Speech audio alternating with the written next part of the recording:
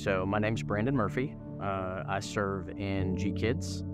I've been serving in G Kids for about a year in G Kids, and I also serve on the Next Steps team. I serve in G Kids because during my military career, multiple deployments in Afghanistan and Iraq, the kids are the most innocent people on the battlefield. You can't always change their lives. You do the best you can. Try to make just one moment of their life a little bit better. And during some time when I was in Iraq, 4 children died on the battlefield, and I couldn't accept it for a long time. Tristan, my son, was the same age as the youngest child that died on the battlefield. And I carried that with me for a really, really long time. You see these things happen, and these 4 children, mom got out of the van and started carrying lifeless bodies of children out of the van. It stays with you, and we couldn't affect change for that family, and I couldn't affect change for the kids on the battlefield. Other than just small glimpses of, throwing them some candy or a Beanie Baby out the door of a helicopter, or when I was on the ground, just giving them the lollipop from your vest that you had that you were going to chew on later. And it changed their world just for a moment. And I serve in G Kids because we can affect change for children every single weekend here at Generation Church. And it's that allows me to sleep at night, knowing that I couldn't affect change there, but I can affect change here. So I also serve in G Kids because I had a father who was extremely abusive when I was a kid. At 4 years old, would grown man stomp me on the floor.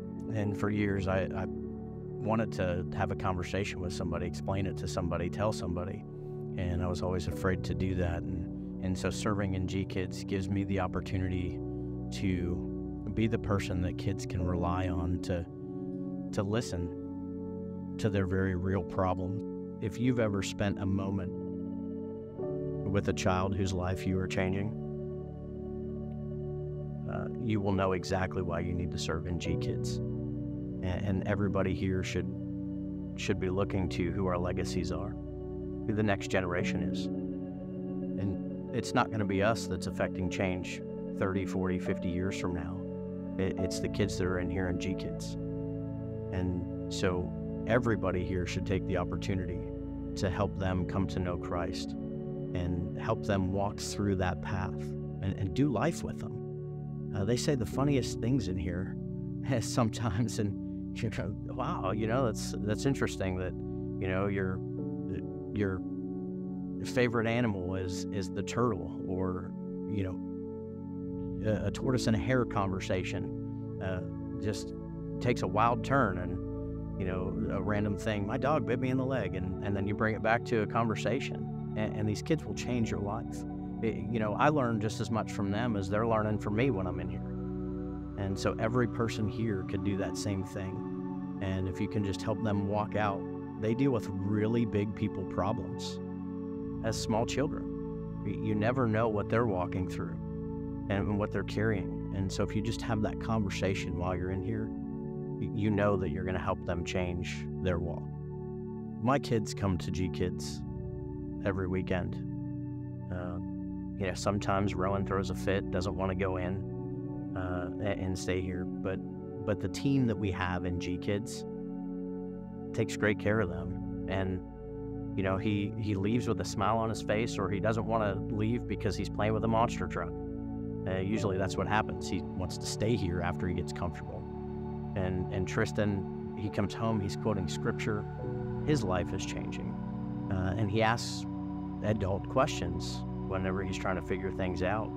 And our life change, he helped Pastor Brandon baptize me on D-Day, June 6, 2021, and I wear a cross today that has that date on it, and the date of our men's retreat that year, because that's when God radically changed my life. And, Tristan asked me, he said, "Dad, why were you crying before you got in the water?" And I'll tell you,